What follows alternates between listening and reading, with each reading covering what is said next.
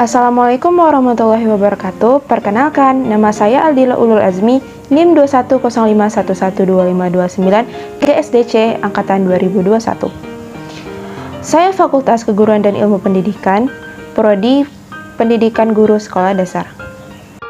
Baiklah, tugas video ini dibuat untuk memenuhi syarat tugas akhir. Berikut adalah poin-poin yang akan saya jelaskan dalam video ini. Yang pertama adalah literasi digital. Apa sih literasi digital itu?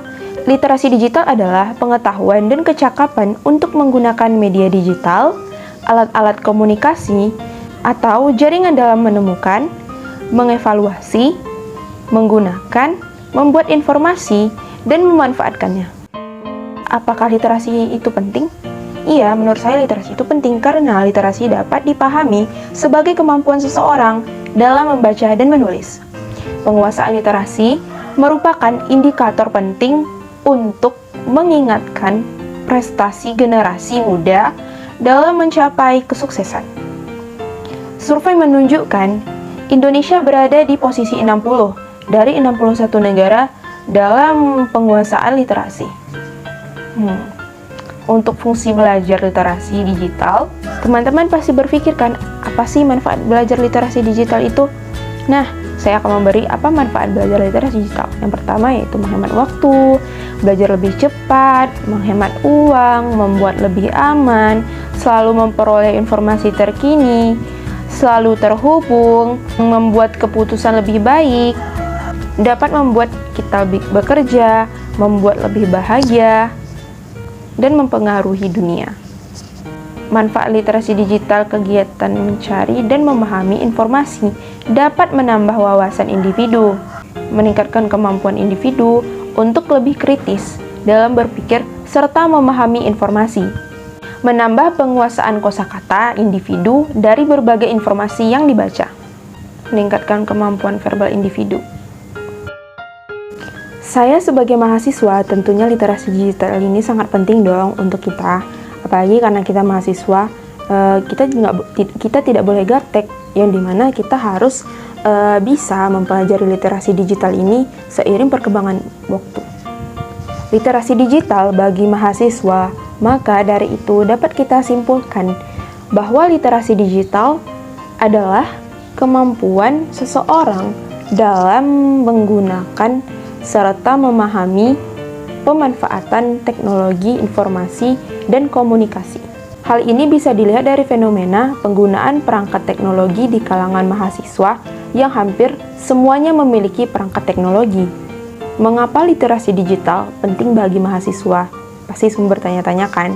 Di antaranya adalah meningkatkan keterampilan bahasa dan pengetahuan global, meningkatkan daya ingat dan kreativitas serta fleksibilitas. Terus, memperluas jangkauan perasaan, serta dapat mengubah kita menjadi pribadi yang lebih baik dan berwawasan luas. Contoh penerapan literasi digital adalah penyediaan kelas virtual seperti yang dilakukan selama pandemi COVID-19 ini. Pengarsipan digital yang lebih menghemat tempat, memanfaatkan media sosial sebagai sarana peningkatan usaha dan kewirausahaan. Nah, di era COVID-19 ini tentunya kita masih kelas online ya. Karena kita masih kelas online, berarti kita tetap secara virtual, tidak secara langsung karena keterbatasan keadaan yaitu COVID-19 yang membuat kita tidak bisa tatap muka. Di sini saya akan menjelaskan bagaimana cara menggunakan Google Classroom dan Google Meet di masa pandemi ini. Baiklah, untuk tidak memperpanjang waktu, mari kita ke tutorial cara menggunakan Google Classroom. Baiklah teman-teman, di sini kita sudah masuk ke tutorial cara membuat Google Classroom. Pertama-tama kita buka dulu Google, itu bisa di Google Chrome, Mozilla Firefox atau semacamnya. Kalian yang belum punya akun Google, kalian bisa membuatnya terlebih dahulu di website. Untuk teman-teman yang sudah memiliki akun Google, bisa login di Google Classroom. Lalu di homepage Google kita ketik saja Google Classroom, maka akan muncul tampilan seperti ini. Nah, setelah kita mengklik Google Classroom, maka akan muncul tampilan seperti ini. Kita bisa melihat ada tanda tambah di situ. Kita klik tanda tambahnya, lalu kita klik buat kelas. Maka akan muncul tampilan seperti ini. Kita centang saja, lalu kita klik lanjutkan. Nah, di sini kan ada ini nama kelas, bagian mata pelajaran dan ruangan. Nah, nama kelas kita isi PGSD C21. Nah, untuk mata pelajaran kita bisa mengambil contoh kelas bahasa Inggris ya. Bisa kita lihat di bawah itu ada ruang, kita isi saja ruang 1.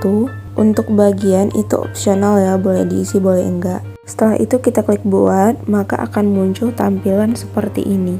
Nah, dengan tampilan seperti ini bisa kita lihat ada kode kelas, kita klik saja, maka akan tampil seperti ini. Bisa kita salin linknya untuk mengundang orang, teman, dan lainnya untuk bergabung ke kelas kita.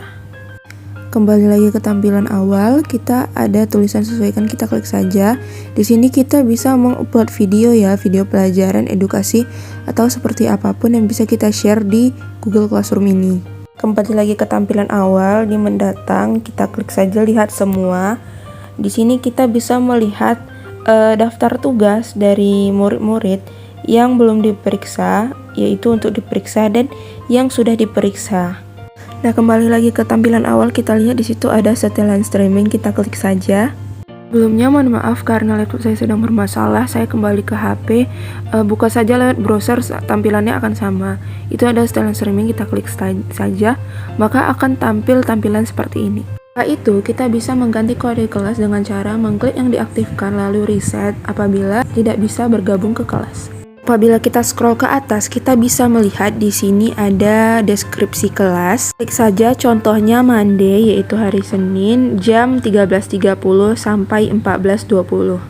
Lalu kita klik simpan, maka akan kembali ke tampilan awal. Lalu kita scroll ke atas, kita lihat di situ ada tugas kelas, kita klik saja. Nah, di sini kita bisa memberikan tugas, tinggal klik tanda tambah. Di situ kita bisa memberi materi, tugas kuis, pertanyaan. Contohnya kita buat saja ya judulnya kuis bahasa Inggris. Opsionalnya kita bisa membuat pilih menurut Ananda jawaban yang benar dari soal-soal tersebut. Lalu di sini kita bisa memilih tanggal, tenggatnya kapan sampai kapan. Ini kita juga bisa membuat minimal poin dan untuk kepada siapa aja soal ini diberikan. Setelah itu klik penugasan, maka tugas sudah bisa diberikan. Nah, di sini ada anggota, kita klik saja. Di sini kita bisa melihat anggota siapa saja yang ada di dalam kelas ini, dan kita bisa juga mengundang orang lain untuk bergabung di kelas ini. Kembali lagi kita scroll ke atas, ada tugas kelas, kita klik saja. Di situ kita bisa melihat kalender. Lalu kembali kita juga bisa melihat file drive. Di file drive ini sangat lengkap ya, dimana ada tugas-tugas yang pernah kita kirim, yang pernah kita buat, dan semacamnya. Baiklah, karena Google Classroom sudah dijelaskan, sekarang saya akan menjelaskan tentang Google Meet. Pertama, kita buka dulu Google atau browser, lalu kita ketik Google Meet. Lalu kita scroll ke bawah, ada tulisan Meet Google, kita klik saja, lalu kita pilih akun. Lalu kita mau rapat baru atau gabung pakai kode, kita klik saja rapat baru. Di sini kita bisa membuat dapat link rapat yang bisa dibagikan, mulai rapat instan atau jadwalkan di Google Calendar. Nah, di sini kita bisa membagikan undangan ke siapa saja untuk bergabung ke rapat ini. Di sini kita juga bisa membuat rapat instan. Langsung saja kita buka. Nah, di sini sudah mulai untuk Google Meet-nya. Di sini kita juga bisa mengundang orang agar bergabung dalam rapat ini. Google ini terdapat fitur bagikan layar, pesan dalam panggilan, dan raise hand untuk mempermudah presentasi kita. Setelah kita keluar, kita dapat melihat link dari Google Rapat ini yang bisa kita salin dan kita bagikan. Baiklah, terima kasih kepada teman-teman yang sudah menonton. Semoga video saya bermanfaat. Ada faedah yang bisa diambil dari video tutorial saya. Lebih dan kurang saya mohon maaf. Terima kasih untuk waktunya kepada teman-teman yang ingin menonton. Jangan lupa di like, komen, dan subscribe. Terima kasih.